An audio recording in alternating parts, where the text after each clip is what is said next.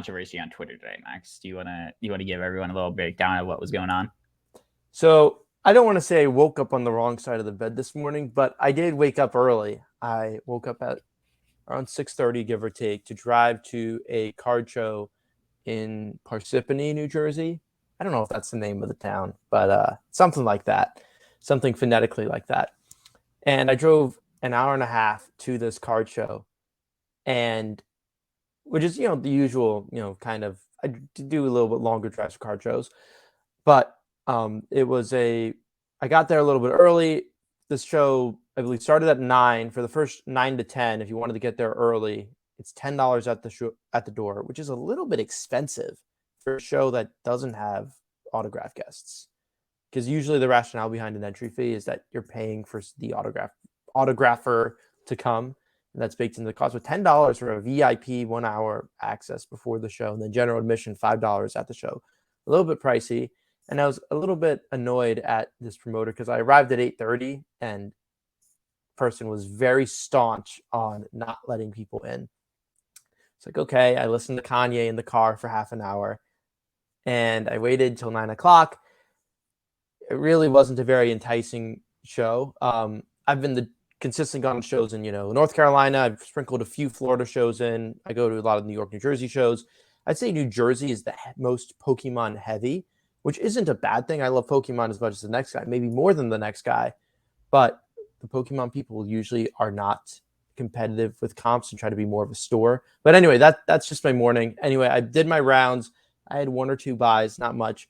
On my way out, it was the same promoter. I'm just because I see that this promoter has a table of their own.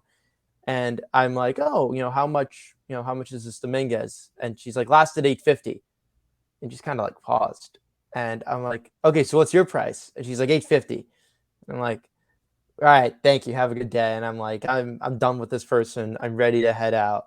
And so I took my Twitter fingers a little bit out of frustration, thinking not necessarily look, there's nothing wrong with being or matching the last comp, but I thought just like the presumption of that your price on a card is the last comp when you are in person at a card show. I thought that was a little bit silly. And I was using the analogy when I was, using my Twitter fingers this morning, that card shows are in a way a flea market. There's a lot of people that have their entire business or their entire collecting experience be buy in person, flip online, because you have a lot more people online, and online is inherently going to be more competitive. So I was a little bit surprising not having that on default. And look, even in person, there are cards where it's like, yeah, I will be at last comp, I'm higher than above, or I will be, my net after fees, and that's where it is. And I generally know which cards I have which more room to wiggle room and which ones not to. But the theme for the entire show was that people were consistently, their stickers were above comps. And that's where I was like, okay, if your sticker's above comp, how am I going to then show you the comp and then have you beat the comp? Look, it's something I've been saying, card shows aren't Costco. You don't have to price match everything. But at the same time, there's look, I bought a card that, was $20 above comps today. I'm fine with that. It was a sick Desmond Bain auto. And that's also relative to the lowest ask. But definitely was, I had a lot of time driving in the car this morning. Definitely made me think more of the psychology behind a dealer and a consumer at a card show, especially someone who tries to be at both positions.